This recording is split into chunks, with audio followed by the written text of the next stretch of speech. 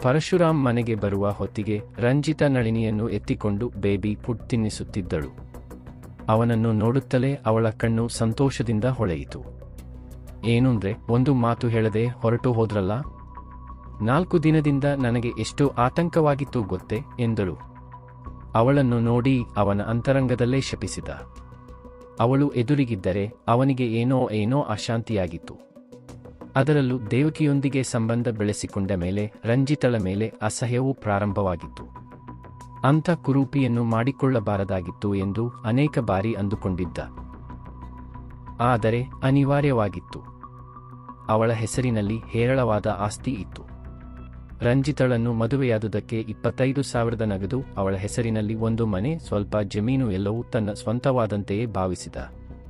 ಆದರೆ ಅವೆಲ್ಲ ಅವನ ಸ್ವಂತವಾಗಿರಲಿಲ್ಲ. ಎಲ್ಲ ಅವಳ ಹೆಸರಿನಲ್ಲೇ ಇದ್ದವು. ಅದೇ ಅವನಿಗೆ ಅಶಾಂತಿ, ಅಸಹನೆ.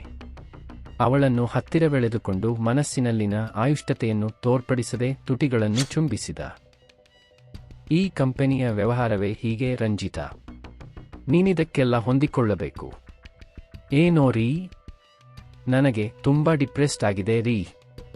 ನೀವು ಮನೆಯಲ್ಲಿದ್ದರೆ ಏನೂ ತೋಚೋಲ್ಲ. ಬನ್ನಿ ಬಡಿಸ್ತೀನಿ ಎಂದಳು. ಬೇಡ, ಕೆಲವು ಪಾರ್ಟಿಗಳ ಜೊತೆ ಡಿನ್ನರ್ಗೆ ಹೋಗಬೇಕಾಗಿತ್ತು. ಕೆಲವು ದಿನ ನೀನು ನನ್ನ ಮರೆತು ಬಿಡಬೇಕು. ಅದರಲ್ಲೂ ಈಗ ನಮಗೋಸ್ಕರ ಒಂದು ಹೊಸ ಬಿಸಿನೆಸ್ ಪ್ರಾರಂಭಿಸ್ತಿದ್ದೀನಿ. ಅದರಿಂದ ಇನ್ನೂ ಬಿಜಿಯಾಗೋ ಅವಕಾಶವಿದೆ. ಅವಳು ನಿರುತ್ಸಾಹಗೊಂಡಳು. ರಾತ್ರಿ ನಳಿನಿಯನ್ನು ಮಲಗಿಸಿದ ಮೇಲೆ ಅವನ ಪಕ್ಕದಲ್ಲಿ ಬಂದು ಮಲಗಿಕೊಂಡಳು. ಏನೂಂದ್ರೆ, ನಿಮಗೆ ಒಂದು ವಿಷಯ ಹೇಳ್ತೀನಿ, ಏನು ಅಂದ್ಕೊಳ್ಳೋಲ್ಲ ತಾನೇ? ಏನದು? ನಿಮ್ಮ ಹತ್ತಿರಾನೂ ಸ್ವಲ್ಪ ದುಡ್ಡಿದೆ. ನನ್ನ ಹೆಸರಿನಲ್ಲಿ ಆಸ್ತಿ ಇದೆ. ಹೇಗೋ ನೀವು ಕೆಲಸಾನೂ ಮಾಡ್ತಿದ್ದೀರಿ. ಇದು ಸಾಲದೂಂತ ಇನ್ನೊಂದು ವ್ಯಾಪಾರ ಬೇಕೆ? ಅದನ್ನ ನೀವು ಪ್ರಾರಂಭಿಸಿದ್ರೆ ನೀವು ನನ್ನನ್ನು ಮರೆತೇ ಬಿಡ್ತೀರೇನೋ ಅನ್ನೋ ಹೆದರಿಕೇರಿ ದೈನ್ಯತೆಯಿಂದ ಹೇಳಿದಳು. ಪರಶುರಾಮ್ನಕ್ಕು. ನಾವು ಯಾವಾಗ್ಲೂ ಹೀಗೆ ಏಕಿರಬೇಕು. ನನಗಿರುವ ಅನುಭವ, ಬುದ್ಧಿಶಕ್ತಿಯನ್ನು ಉಪಯೋಗಿಸಿಕೊಂಡು ಮುಂದಕ್ಕೆ ಬರಬೇಕು. ಗೊತ್ತಾಯ್ತೆ? ಅಂದಹಾಗೆ ನಿನಗೊಂದು ವಿಷಯನ ಹೇಳೋದನ್ನ ಮರೆತೆ. ನಿನ್ನ ಹೆಸರಿನಲ್ಲಿರೋ ಆ ಮನೆ ಜಮೀನು ಮಾರದಿದ್ರೆ ಈ ವ್ಯಾಪಾರನ ಪ್ರಾರಂಭಿಸೋಕೆ ದುಡ್ಡು ಸಾಕಾಗೋಲ್ಲ ಎಂದ. ಅವನು ಅವಳತ್ತ ಬೆದರು ನೋಟ ಬೀರಿದಳು. ಇರೋದನ್ನ ಏಕೆ ಮಾರಬೇಕು? ಅನಿವಾರ್ಯ ರಂಜಿತಾ. ವ್ಯಾಪಾರ ಅಂದ ಮೇಲೆ ರಿಸ್ಕ್ ತೆಗೆದುಕೊಳ್ಳಲೇಬೇಕು. ನಿನ್ನ ಆಸ್ತಿಯ 2% ಈ ಸ್ಕೀಮ್ನಲ್ಲಿ ಸಂಪಾದಿಸ್ತೀನಿ ಅನ್ನೋ ನಂಬಿಕೆ ನನಗಿದೆ ಕಣೆ. ನಿಮ್ಮಿಷ್ಟ. ನೀವು ಹೇಗೆ ಹೇಳಿದ್ರೆ ಹಾಗೆ. ಅವನು ಅವಳನ್ನು ಮೇಲೆಳಿಸಿಕೊಂಡು ಚುಂಬಿಸಿದ. ಅವಳು ತೃಪ್ತಿಯಿಂದ ಕಣ್ಣು ಮುಚ್ಚಿಕೊಂಡು ಅವನಲ್ಲಿ ಲೀನವಾದಳು. ಅಂತರಂಗದಲ್ಲಿ ಅವಳ ಮೇಲೆ ಇಷ್ಟವಿಲ್ಲದಿದ್ದರೂ ಅವಳನ್ನು ಬಲವಂತದಿಂದ ಅಣಗಿಸಿಕೊಂಡು ಯಾಂತ್ರಿಕವಾಗಿ ಅವಳ ಸೊಂಟದ ಮೇಲೆ ಕೈ ಬಳಸಿದ. ಮರುದಿನ ಬೆಳಿಗ್ಗೆ ನಿದ್ದೆಯಿಂದೇಳುವ ಹೊತ್ತಿಗೆ ಬಹಳ ತಡವಾಗಿತ್ತು. ಆ ಹೊತ್ತಿಗಾಗಲೇ ರಂಜಿತಳಿಗೂ ಅವಳ ತಾಯಿಗೂ ಭಾರೀ ಪ್ರಮಾಣದಲ್ಲಿ ವಾದೋಪವಾದಗಳು ನಡೆಯುತ್ತಿತ್ತು. ಏನೇ ಆದ್ರೂ ಸರಿ, ನಿನ್ನ ಹೆಸರಿನಲ್ಲಿರೋ ಆಸ್ತಿನ್ನ ಮಾರ್ಕೂಡದು. ಇದು ಕೈಲಾಗದವರು ಮಾಡೋ ವ್ಯಾಪಾರ. ಯಾವನಾದ್ರೂ ಇರೋದನ್ನೆಲ್ಲ ಮಾರಿ ವ್ಯಾಪಾರ ಮಾಡ್ತಾನೆ. ಬೇಕಾದ್ರೆ ಬ್ಯಾಂಕಿನಿಂದ ಸಾಲ ತಗೊಂಡು ಮಾಡ್ಕೊ ಅನ್ನು. ಈ ವ್ಯಾಪಾರದ ಮೇಲೆ ಅವರಿಗೆ ತುಂಬಾ ನಂಬಿಕೆ ಇದ್ಯಮ್ಮ.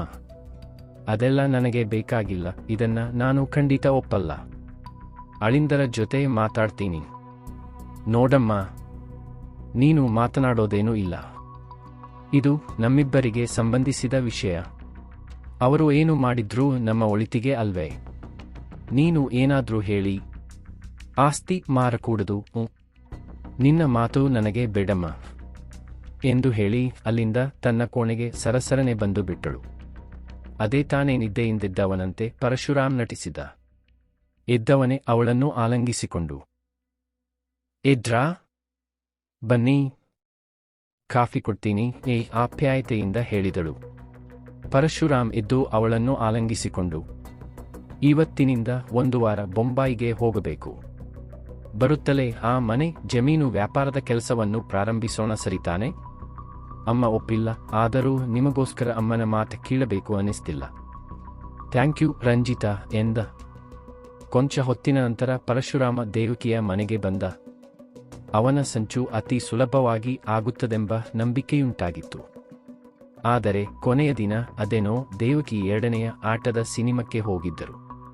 ಇಂಟರ್ವೆಲ್ನಲ್ಲಿ ಅವರ ಹಿಂದಿನ ಸೀಟಿನಲ್ಲಿ ರಂಜಿತಾ ಅವಳ ತಾಯಿ ಕುಳಿತಿದ್ದರು. ದೇವಕಿಯ ಹೆಗಲ ಮೇಲೆ ಹಾಕಿದ್ದ ಕೈ ಅವನರಿವಿಲ್ಲದಂತೆಯೇ ಜಾರಿತು. ಅಮ್ಮನಿಗೊರಗಿ ಕುಳಿತಿದ್ದ ದೇವಕಿಯನ್ನು ದೂರ ತಳ್ಳಿದ ಅವಳನ್ನು ನೋಡುತ್ತಲೇ ಪರಶುರಾಮ ಅಚೇತನಂತಾದ. ನಂತರ ಅವಳು ತಾಯಿಯೊಂದಿಗೆ ಹೊರಟು ಹೋದಳು. ಅವನು ಸಪ್ಪೆ ಮುಖ ಮಾಡಿಕೊಂಡು ಸೀಟಿನಲ್ಲಿ ಹಿಂದಕ್ಕೊರಗಿ ಕುಳಿತುಕೊಂಡ. ದೇವಕಿ ಅನುಮಾನದಿಂದ ಅವನ್ನೇ ನೋಡಿದಳು. ಅವಳಲ್ಲಿದ್ದಂತೆಯೇ ಅವಳೆದೆ ದವದವಿಸಿತು. ಏನು ಮಾಡುವುದು ಕೇಳಿದಳು. ಪರಶುರಾಮ ಅಲಕ್ಷ್ಯದ ನಗೆ ನಕ್ಕ. ಆ ನಗೆಯಲ್ಲಿ ರಾಕ್ಷಸತೆ ಎದ್ದು ಕಾಣಿಸುತ್ತಿತ್ತು.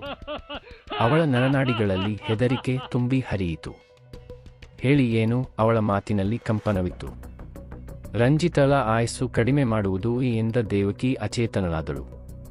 ಹೆದರಿಕೆ ನಡುಕ ಒಮ್ಮೆಲೆ ಉಂಟಾಯಿ. ಅಪ್ರಯತ್ನವಾಗಿ ಅತಿ ಹೆದರಿಕೆಯಿಂದ ಕೊನೆಯ ಶ್ವಾಸವೆಳೆಯುವ ರೋಗಿಯಂತೆ ಅಮ್ಮ ಎಂದು ಚೀರಿದಳು. ಪರಶುರಾಮ ತಕ್ಷಣ ಅವಳನ್ನು ಅಪ್ಪಿಕೊಂಡ. ಕಂಪಿಸುತ್ತಿದ್ದ ಅವಳ ತುಟಿಗಳನ್ನು ಚುಂಬಿಸಿ, ಹೆದರಬೇಡ, ಎಲ್ಲಕ್ಕೂ ನಾನಿದ್ದೀನಿ ಸರಿತಾನೆ ಎಂದ. ಆದರೂ ಅವಳು ಚೇತರಿಸಿಕೊಂಡಿರಲಿಲ್ಲ. ಅವಳ ಶರೀರದಲ್ಲಿ ಬಯಕೆಯು ಕೆರಳಿಬೆಸಲು ತಿಳಿದೊತ್ತಲಾರಂಭಿಸಿದ. ಅವನ ಸ್ಪರ್ಶ ಅವಳಲ್ಲಿ ವಿದ್ಯುತ್ ಸಂಚಾರ ಮಾಡುತ್ತಿತ್ತು.